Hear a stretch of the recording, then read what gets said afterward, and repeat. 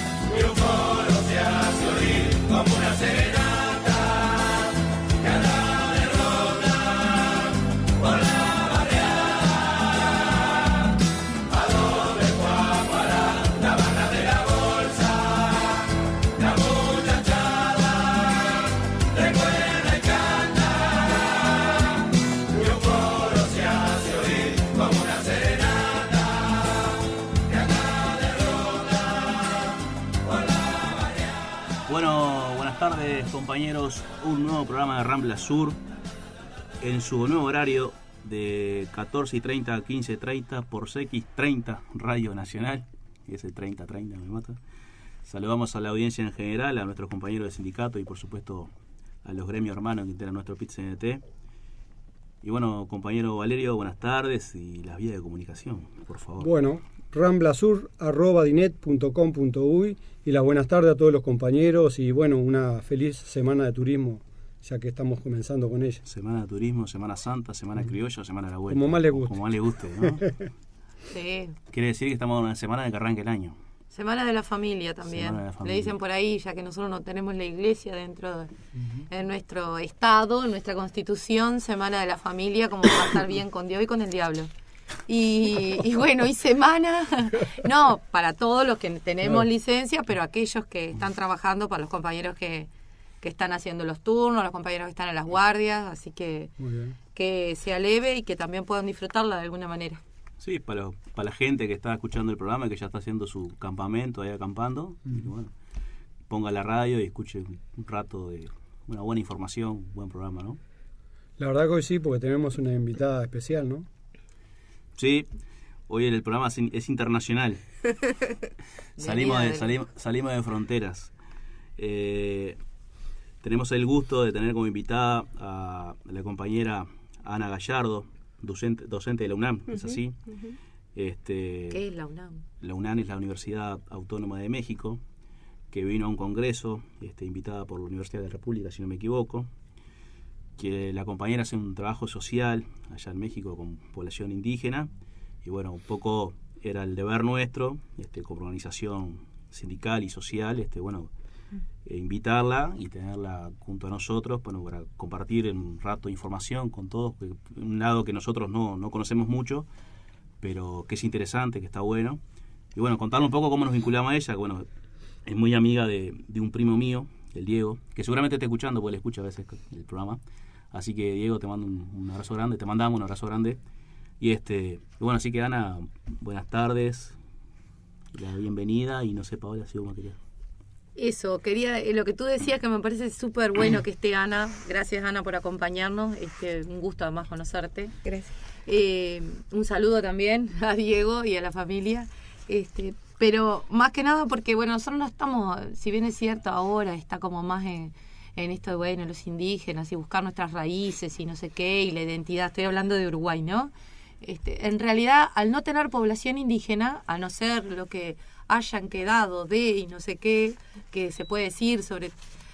Voy a plantear algo que Pablo siempre me corrige o no le gusta que diga, pero en Tacuarembó es donde quedan muchos cerritos de indios y en donde queda, porque yo soy de Tacuarembó, por eso Ana, y quedan indígenas, bueno, familiares de no sé qué.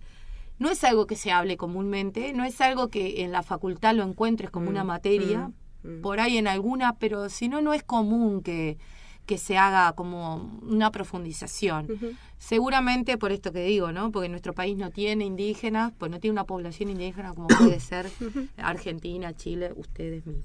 Entonces, para mí está buenísimo que tú nos vengas a contar un poco y a todos. Y además porque también este año se ha dado bastante manifestación con esto, los mapuches, que han tenido repercusión en los medios y se le ha dado mucho palo, más del que ya vienen teniendo hace tantos años, ¿no? Así que bueno, un gusto, Ana, escucharte. Muchas gracias. Pues primero eso, agradecerles la invitación. Para mí pues es un gusto poder platicar con ustedes. Yo es la primera vez que tengo una experiencia de radio. En radio y bueno, que sea internacional, pues es un gusto, ¿no? Bueno, la idea de la visita acá es un poco explorar el asunto de la diversidad cultural, ¿no? En América Latina y bueno, ahí digamos hay como varias rutas o varias formas de abordarlo. En el caso concreto de la visita acá también tiene que ver con toda esta posibilidad de entrar en contacto con las poblaciones afrodescendientes, tanto en México como en Uruguay. Entonces, nosotros un poco hemos trabajado en el caso de México, hay 3 departamentos, 3 estados, ¿no? Que allá se le llama así, en donde existe población afromexicana.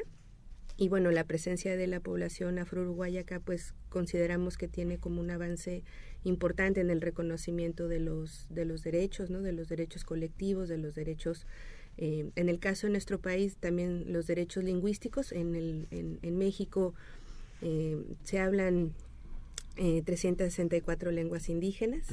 364. Sin embargo, la mayoría de ellas están en peligro de extinción.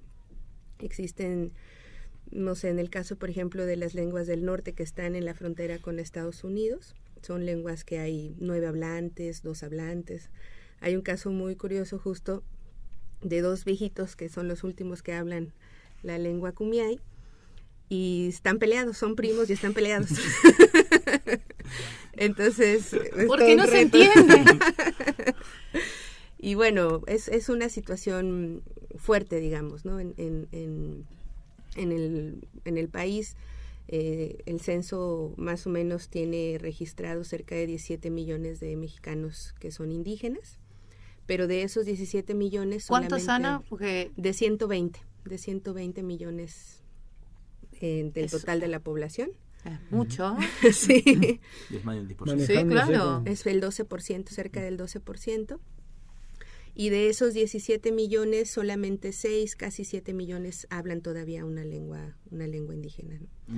Además de que, bueno, en el caso de nuestro país, por la situación económica, pues es cada vez más fuerte los movimientos migratorios del campo a la ciudad, o lo que se ha llamado, digamos, las migraciones para los campos de agroexportación, es decir, en el norte del país se instalan los grandes monopolios de las empresas agroindustriales y entonces muchas de las poblaciones indígenas establecen ciertas rutas migratorias para trabajar en los campos de tomate en Sinaloa o en los campos de caña en Morelos. Y entonces eso pues ha hecho que se reconforme, digamos, como la composición de la diversidad en las ciudades, que eso también ha sido un fenómeno reciente, digamos, en los últimos 30 años más o menos. Y que se vaya perdiendo también esa identidad, Exacto, ¿no? En la medida en que se van acercando a poblaciones diferentes o que en realidad sea otro los dialectos o otra la identidad, ¿no? Sobre todo porque en el caso, yo creo que un poco lo que hemos podido ver por acá en Uruguay es que el asunto de la discriminación y el racismo pues tiene que ver con la conformación de nuestros países, digamos, es inherente a la colonización, ¿no? Entonces tal vez con poblaciones distintas, a partir justo cada quien de su diversidad, pero son temas que nos convocan en ese sentido como latinoamericanos, ¿no?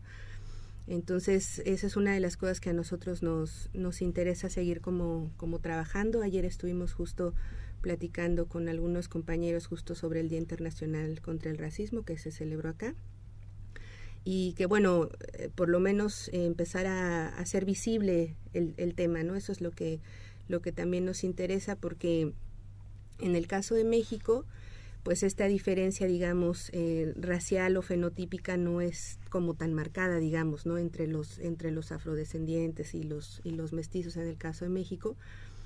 Pero entre los indígenas y los mestizos, pues es no es un asunto, digamos, de los rasgos físicos, ¿no? Sino de la identidad, justamente. Entonces, para que allá un indígena deje de ser indígena, pues solamente con que hable español, ¿no? Y por eso se explica como toda esta, pues, negación, digamos, de la identidad. Y eso a su vez genera mucho resentimiento social, ¿no? O sea, nosotros en ese sentido creemos que hay como que ir desmontando muchos estereotipos, ¿no? Muchos mecanismos, digamos, que tiene la sociedad para relegar, ¿no? Para incluso en las mismas políticas estatales, ¿no? Es decir, todas estas políticas de acción afirmativa, es decir, de apoyo específico a grupos que se les llama minoritarios o vulnerables, ¿no? Cuando consideramos que más bien lo que generan estas políticas, y un poco lo leía yo acá en la publicidad de ustedes, ¿no? De la justicia social, pues más bien tiene que ver con que no son grupos vulnerables, sino que son grupos excluidos por el Estado-Nación, ¿no? Y que eso implica, en ese sentido, desde nuestro punto de vista, pues una reorganización de la representación política de ese Estado-Nación, ¿no? Entonces, ahí es donde creemos que está como el foco de interés, pues, ¿no? Que finalmente todas estas políticas de apoyo sí son importantes, ¿no? Porque hacen visible el tema, porque hay apoyos que son importantes, pues para todos estos grupos, ¿no? Tanto los afrodescendientes como los indígenas, como las mujeres, pero si uno le va sumando aquellos, entre comillas, grupos minoritarios, pues resulta que son la mayoría de las poblaciones, ¿no? Entonces, como el caso de las mujeres, ¿no? En el caso de México, el 53% de la población somos mujeres y somos la minoría, ¿no? La minoría justo en términos de representación y sobre todo de lo que implica las relaciones de poder, ¿no? Ese es como otra de las cosas que nos interesa como ir profundizando.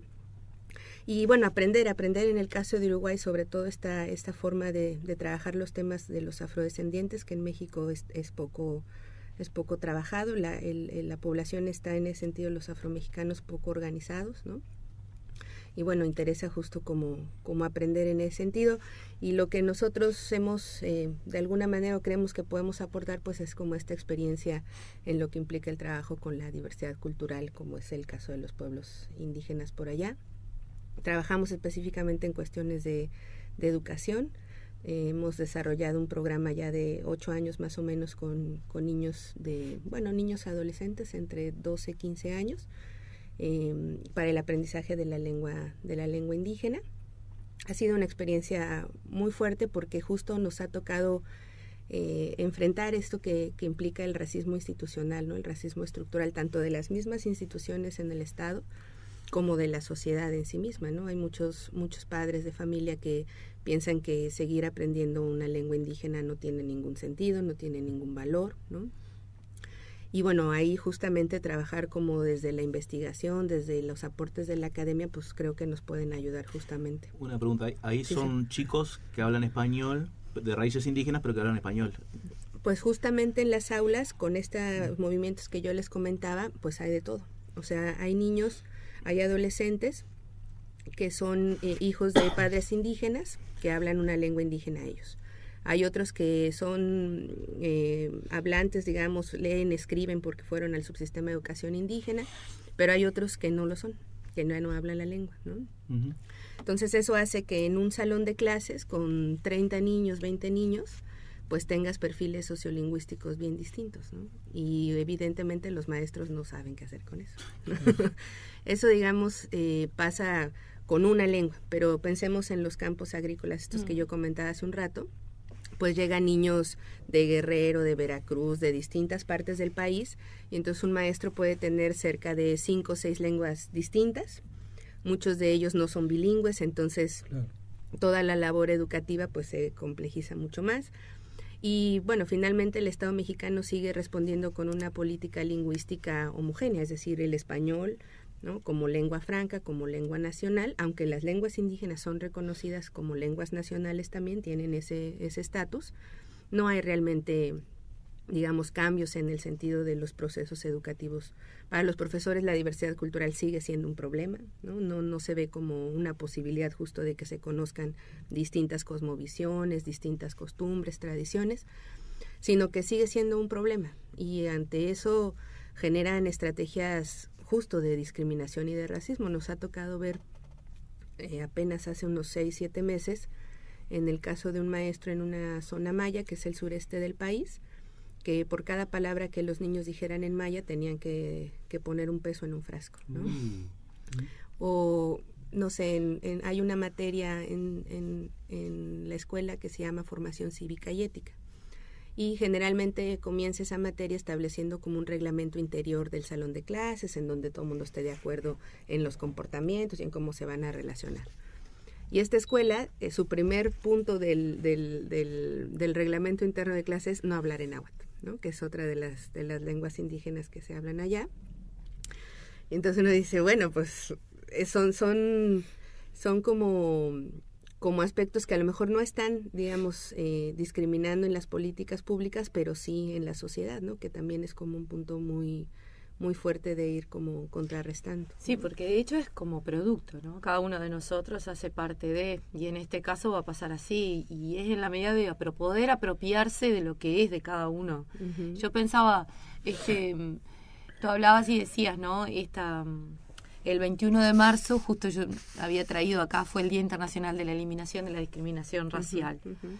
Nosotros acá en Uruguay a veces tenemos como este discurso que para mí es bastante mentiroso, de que no discriminamos, de que todos tenemos un amigo negro, ¿viste? O todos tenemos un amigo gay, ¿entendés? Todos tenemos, pero son amigos, o sea, yo no quiero ni ser negra ni ser gay, uh-huh. ¿Entendés? Es como eso, es un discurso de lo más berreta y mentiroso, porque en definitiva sí somos discriminadores, sí somos, pero saladamente discriminadores con los negros, porque por algo es negro, y cuando vamos a hacer un improperio es negro de M, o pu de M, o así, uh-huh, todo uh-huh. Así, ¿no?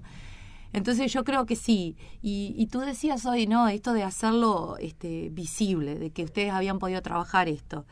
Y para mí es como todo un tema de preocupación a nivel de sociedad. Y yo pensaba, bueno, ¿qué te llevas tú?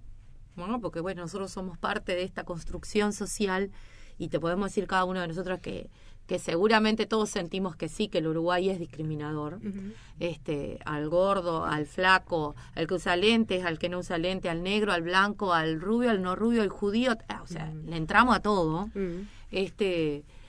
¿Qué se puede rescatar, o qué pudiste vos uh-huh. con estas charlas poder rescatar, de hacer tangible eso, de poder llevarlo, y qué traerías tú desde lo que has trabajado, ayudarnos a nosotros a poder trabajar este tema de la discriminación? Uy, pues sí, es como una tarea pues titánica, ¿no? Porque yo creo que además de muchas otras cosas, el origen, digamos, de que en nuestros países latinoamericanos tengamos como esta visión tan racista y tan discriminadora, pues es histórico, ¿no? Es decir, los estados-nación latinoamericanos se forjaron justamente sobre la idea de la igualdad, ¿no? Y de una igualdad que en el caso de nuestros países pues era prácticamente imposible, porque no lo somos, ¿no? Y evidentemente eso ha ido generando como distintas en ese sentido, reacciones sociales que luego van conformando ya los estereotipos y demás, ¿no? Yo creo que acá nosotros nos hemos dado cuenta que en ese sentido compartimos pues esa misma historia, pero que también es importante al tiempo que reconocerla, pues empezar como a tomar ciertas acciones, ¿no? Yo creo que, o la que a nosotros nos permite seguir trabajando, pues es conocer esas historias, ¿no?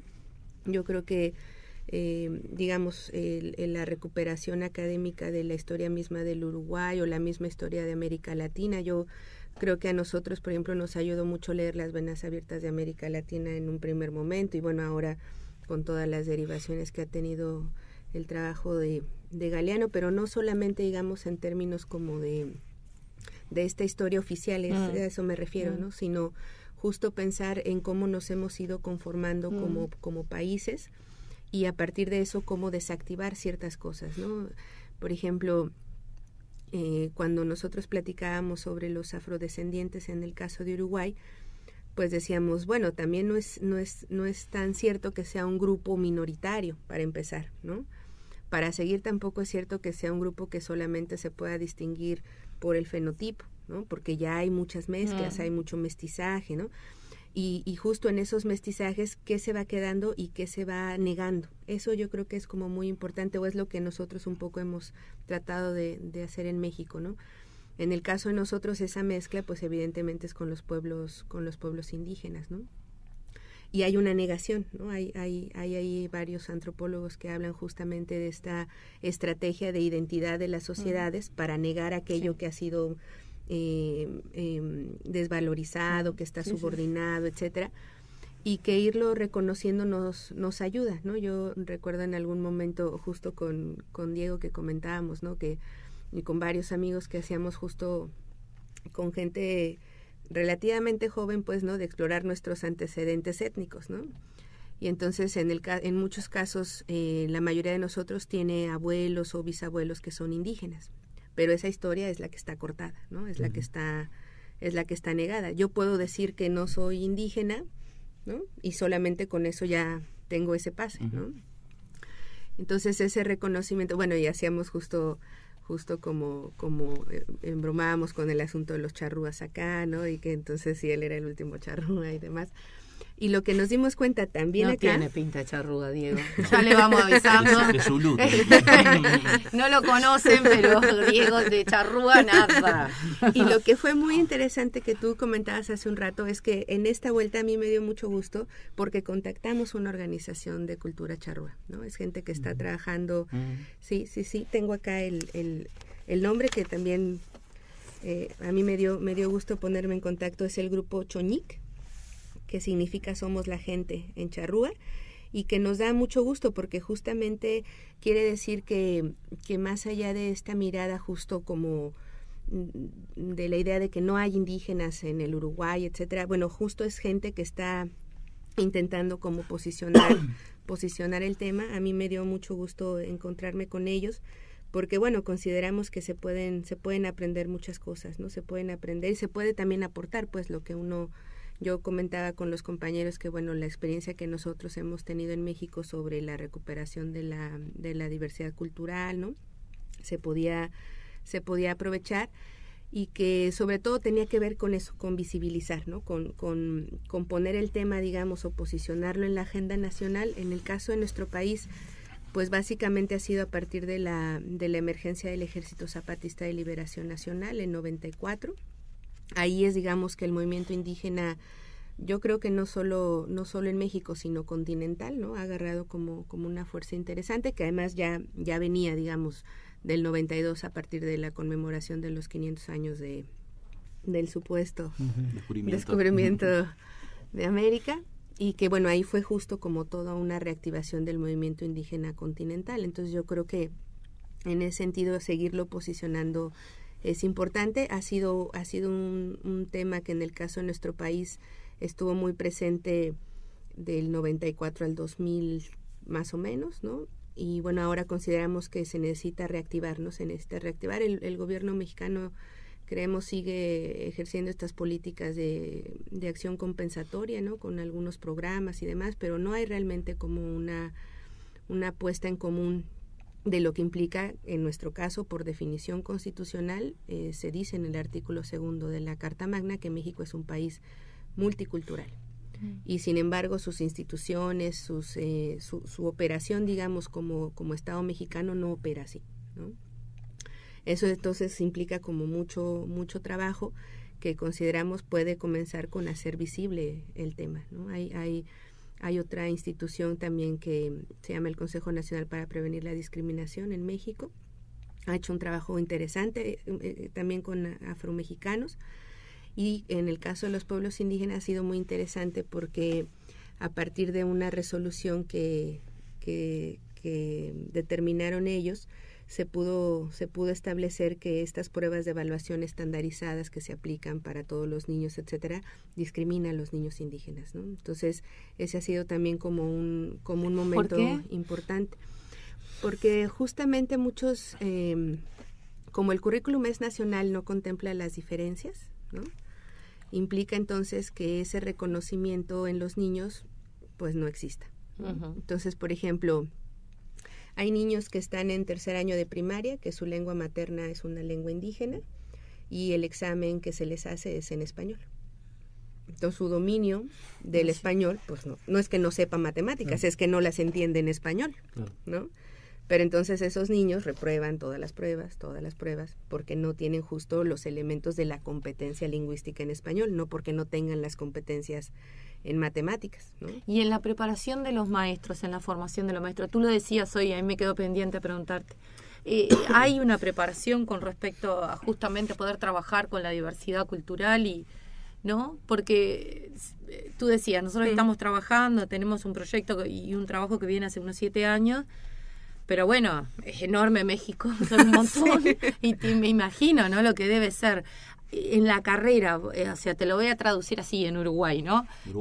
En el uruguayo, te lo traduzco al uruguayo. Cuando hacen magisterio, estudian cuando te recibís para maestro, estudian dentro de las materias el aprender, cómo poder enseñar en la diversidad de las lenguas. Perdón, estamos en un tiempo de pausa. Bueno, me contesta Ana, la que viene. Por eso. Ana, que si quieres elegir un tema y nos vamos con ese tema a la pausa. Ya lo eligió Ana. ¿Ah, eligió? Sí, de Fernando Cabrera. Ajá, La casa de al lado. Muy bien. Vamos a la pausa y enseguida seguimos.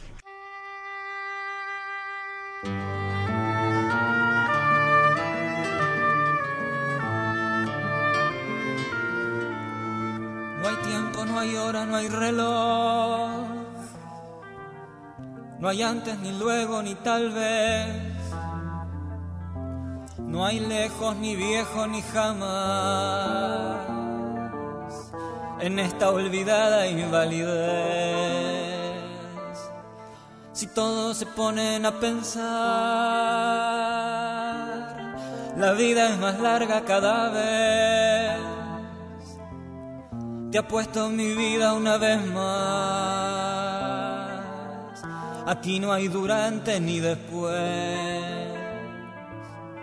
Déjanos me lo repitan más. Nosotros y ellos, vos y yo. Que nadie se ponga en mi lugar. Que nadie me mida el corazón. La calle se empieza a incomodar. El baile del año terminó. Los carros se encargan de cargar los restos del roto corazón. Acá en esta cuadra viven 1000. Clavamos el tiempo en un cartel. Somos como brujos del reloj. Ninguno parece envejecer. Mi abuelo me dijo la otra vez, me dijo mi abuelo que tal vez su abuelo le sepa responder. Si el tiempo es más largo cada vez. Discrepo con aquellos que creen que hay una sola eternidad. Descrean de toda soledad. Se engaña quien crea la verdad.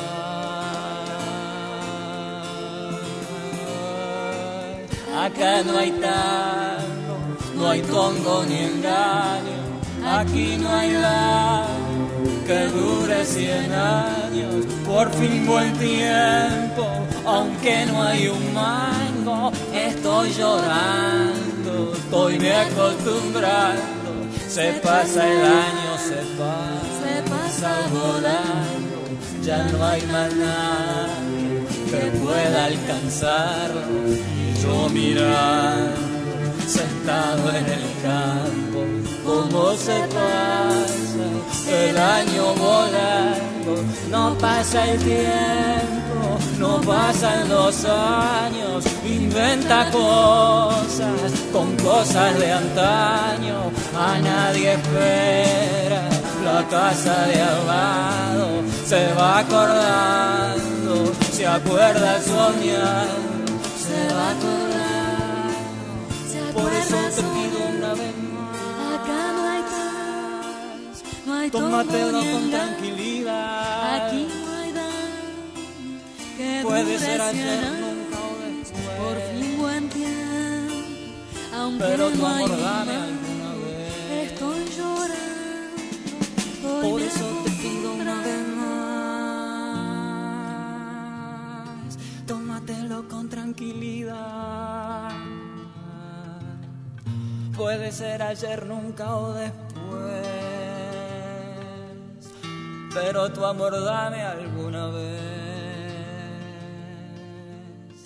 Pero tu amor dame alguna vez.